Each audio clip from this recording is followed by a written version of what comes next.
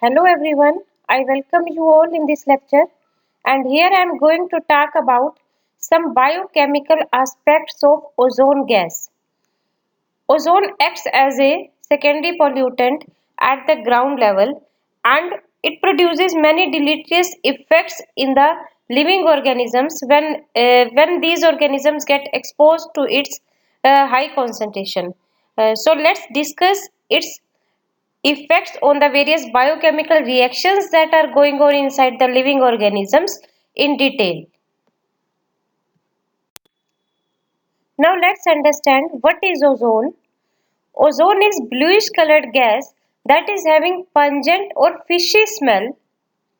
Its chemical formula is O3, that means it is comprised of 3 oxygen atoms.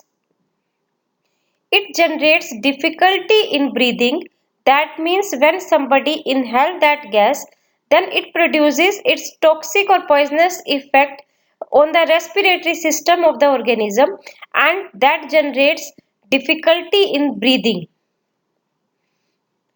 That gas is present in the stratosphere as well as in the troposphere and its highest concentration, that is around 90% of the ozone gas, exists in the stratosphere and the rest that means around 10% is present in the troposphere. Troposphere is the layer that we can say that at the layer that is present at the ground level from the sea level up to the 14 kilometer. That layer exists and in that layer about 10% of the ozone gas exists. Now let's understand the process of formation of tropospheric ozone or the ground level ozone. This ozone is mainly of concern because living organisms may get exposed to that ozone and then that ozone produces various deleterious effects in the living organisms. So we mainly deal with that kind of ozone in this lecture. In the troposphere, various pollutants releases into the environment like nitrogen oxides, volatile organic compounds, and these are termed as primary pollutants. And when these combine with each other in the presence of sunlight, then a photochemical reaction happens and that leads to the formation of ozone. The sequence of reactions that ultimately leads to the ozone by the reaction of nitrogen oxides and volatile organic compounds are: initially nitric oxide reacts with volatile organic compound and leads to the formation of nitrogen dioxide. Then this nitrogen dioxide in the presence of sunlight that split into nitric oxide and single oxygen atom. Then this single oxygen atom combines with molecular oxygen and leads to the formation of ozone. Now these nitrogen oxides and volatile organic compounds may released into the environment due to the natural sources as well as from the anthropogenic sources, that is by the human activities. And these we can say that these may release into the environment from the industries, from the by the burning of fossil fuels and all that. And these are termed as primary pollutants and when they combine with each other and leads to the formation of ozone, so we can also term that ozone as a secondary pollutant. And more the concentration of nitrogen oxides and volatile organic compounds are in the environment, more the shifting of the equilibrium of these reactions towards the ozone, towards the formation of ozone, and more the concentration of ozone will form. So the concentration of the ozone depends upon these primary pollutants in the atmosphere.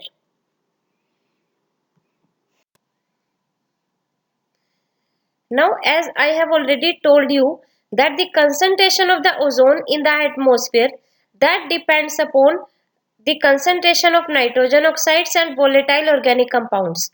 More the concentration of these pollutants into the atmosphere, more will be the formation of ozone takes place.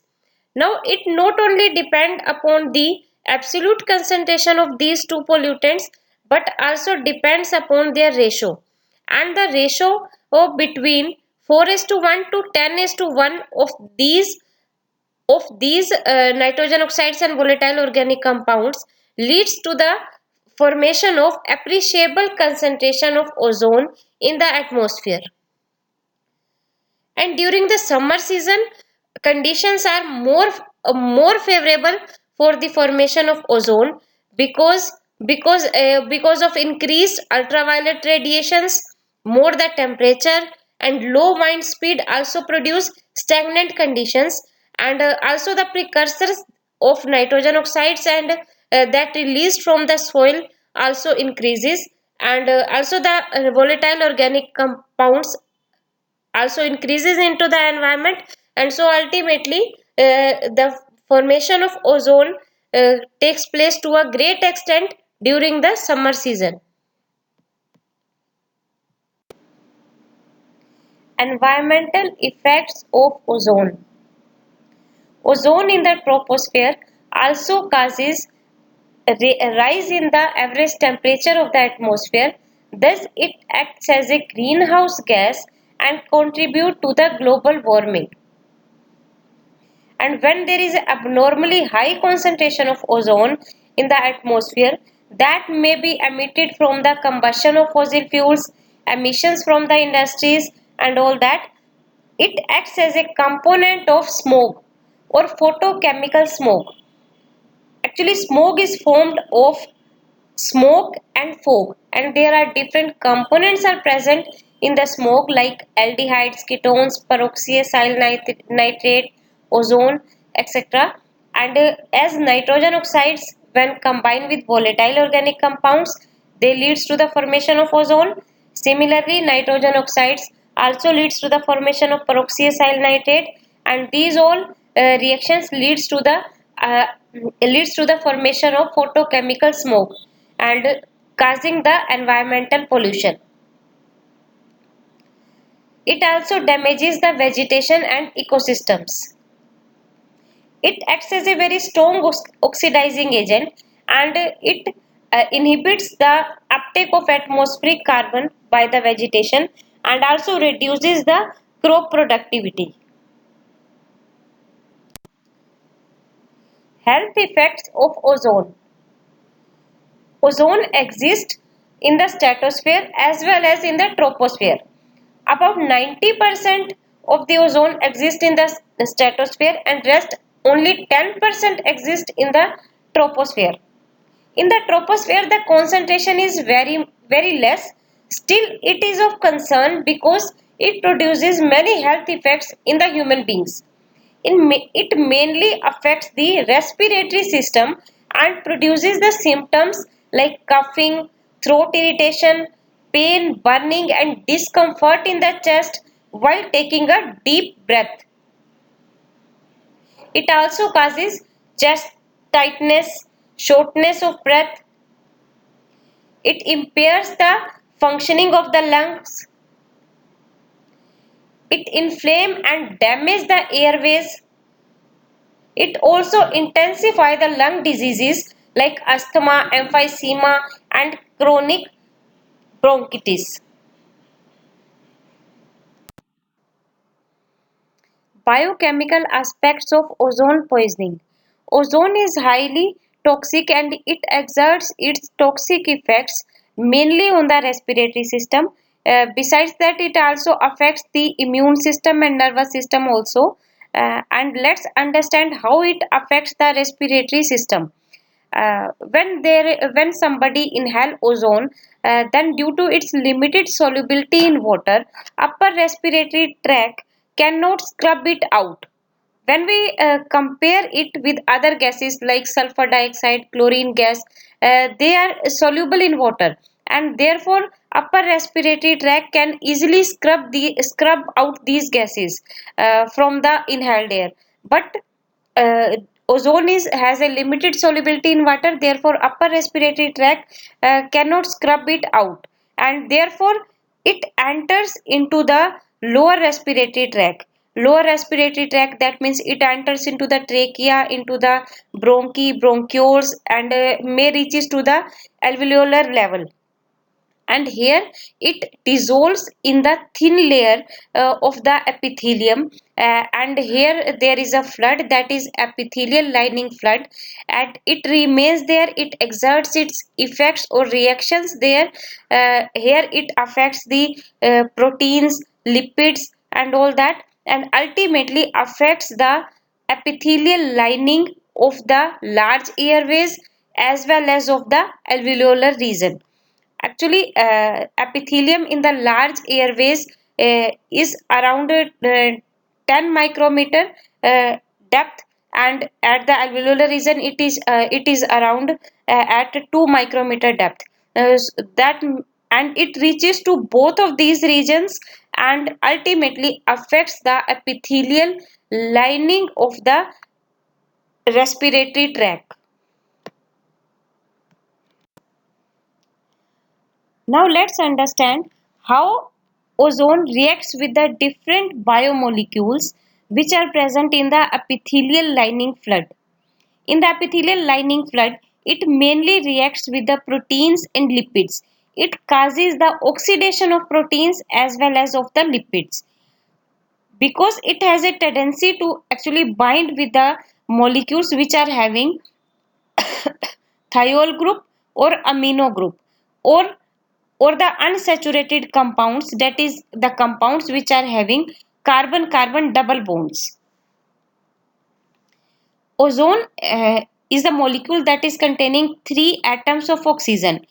It adds up these 3 oxygen atoms to the double bonds, and in this way it reacts with the unsaturated compounds, and by the addition of 3 oxygen atom on the double bonds, it leads to the formation of ozonides. And in this process the splitting of double bond takes place, and this is termed as ozonolysis, that is the lysis of the double bond in the presence of ozone. Now these are the reactions.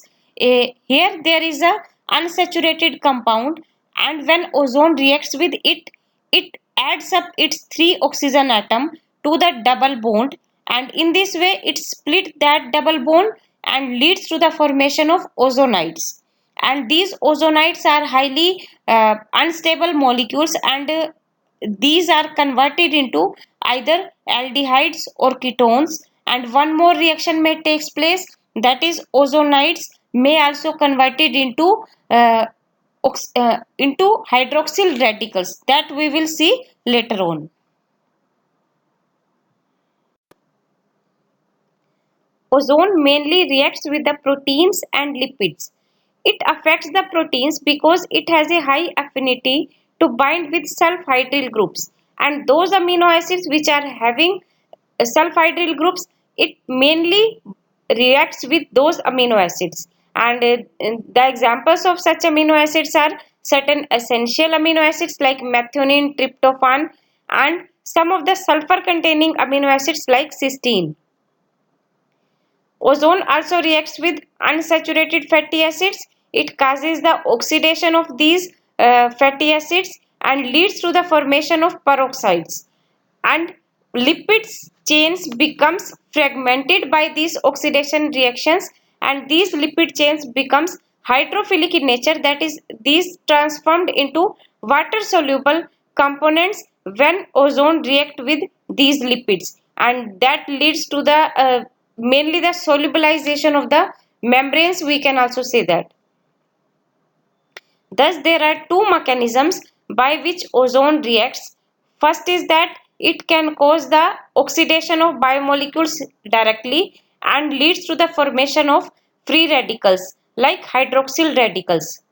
And another mechanism is that it causes the formation of ozonides by the addition of 3 oxygen atoms, and then causes ozonolysis, and further ozonides may split into aldehydes and ketones.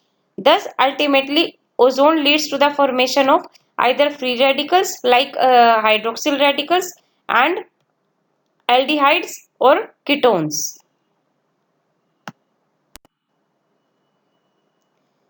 Now there are several mechanisms by which actually ozone generates free radicals, and these are: it can cause the oxidation of the lipids, leads to the formation of hydroxyl radicals, and lipids are present in the membranes, thus it destructs the cell membranes.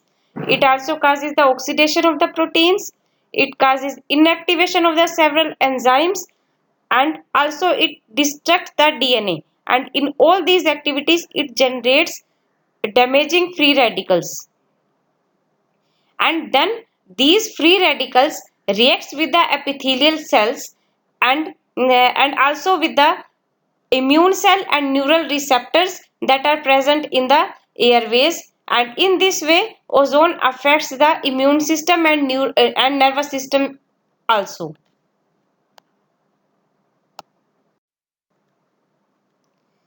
Now, when the ozone enters into the lower respiratory tract in the epithelial lining fluid, it affects the proteins, lipids, and also generates the free radicals.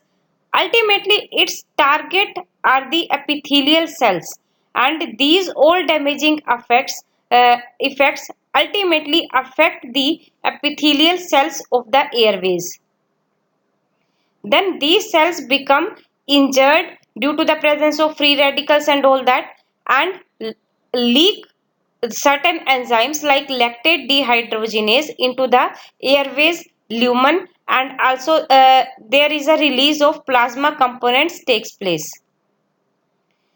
Besides that, epithelial cells also release a variety of inflammatory mediators which can attract the polymorphonuclear leukocytes into the lungs and activate the alveolar macrophages, and also initiate a sequence of events that ultimately leads to the inflammation of the lungs.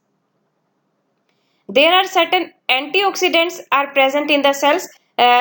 These protect the airways from that damaging effect, but not to the great extent, and when exposed to high concentration of ozone, more and more damaging effects produces on the epithelial cells, and that ultimately leads to the inflammation of the lungs. Ozone mainly affects the respiratory system. Besides that, it can also affect the immune system and nervous system also, and it induces the expression of genes of the pro-inflammatory cytokine, its receptors, and inflammatory proteins. In this way, it affects the immune system. It also changes the mental performance of the organism. It causes fatigue, headache, lethargy. It also disturb the function of brain, and these all happens due to the increase in the oxidative stress due to the reactive oxygen species that have been produced in response to the high level of ozone, and ultimately thus ozone produces destructive effects on the respiratory system, immune system, and the nervous system mainly. Thank you.